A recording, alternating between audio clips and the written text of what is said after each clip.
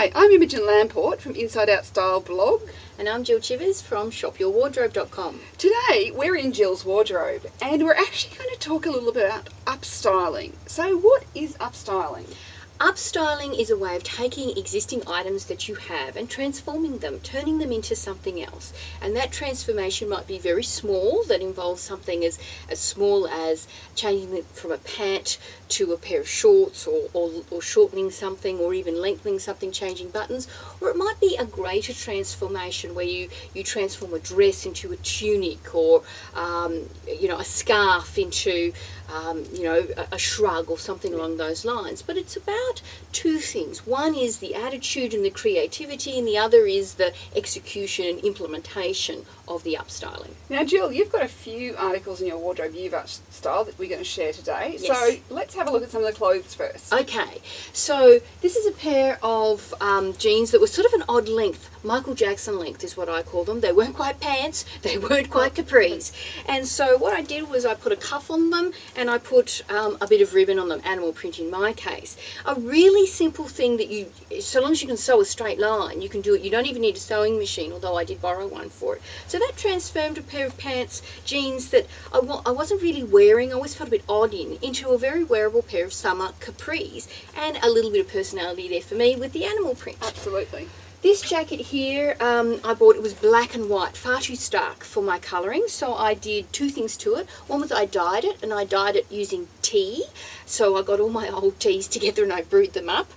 Lovely smelling thing. And I turned it into more of an off-white oyster colour. Yes. And then I sewed this very extravagant looking ribbon onto it. So another personality piece that feels really zippy when I wear it, but also much better colouring for me. And then this jacket here was also a simple transformation. Yes. This was pre-loved, and it was sewn up the middle, which meant you had to always put it on over your head. So I got this blingy mirror, blurry Swarovski zip, and I actually had that put in by somebody. That was a skill that I just felt that I didn't have. But it turned a fairly ordinary kind of thing into something a bit zippier.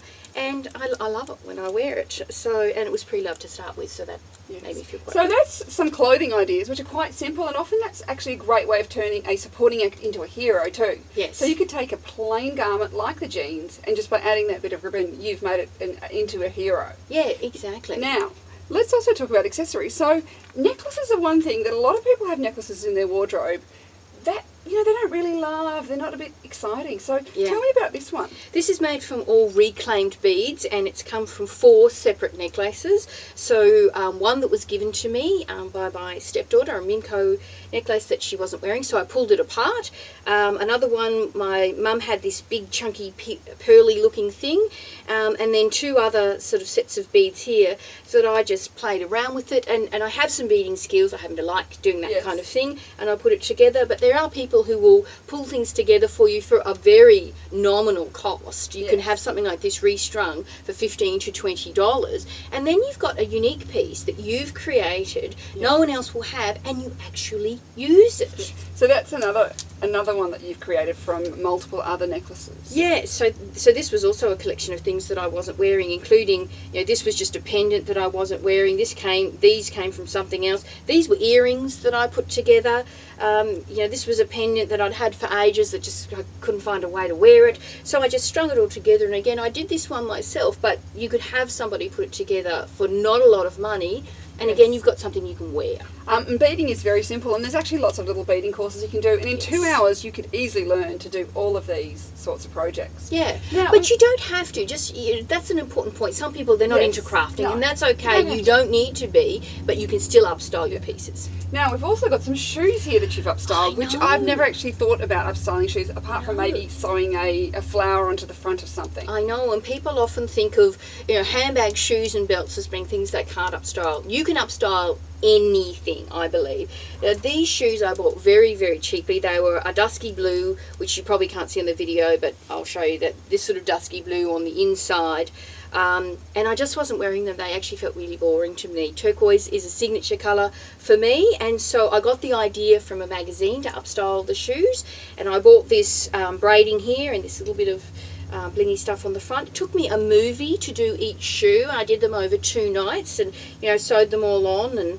And now they're a really interesting, fun shoe that I really enjoy wearing. They're unique, they're different. Didn't cost me less than $10 for the material and my time. And now I have a pair of unique shoes that are fun to wear.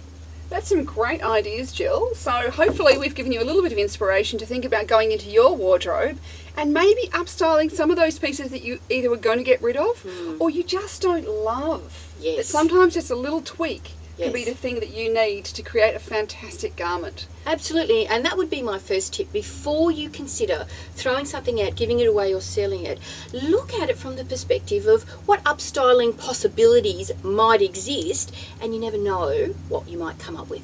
Thanks, Jill. My pleasure.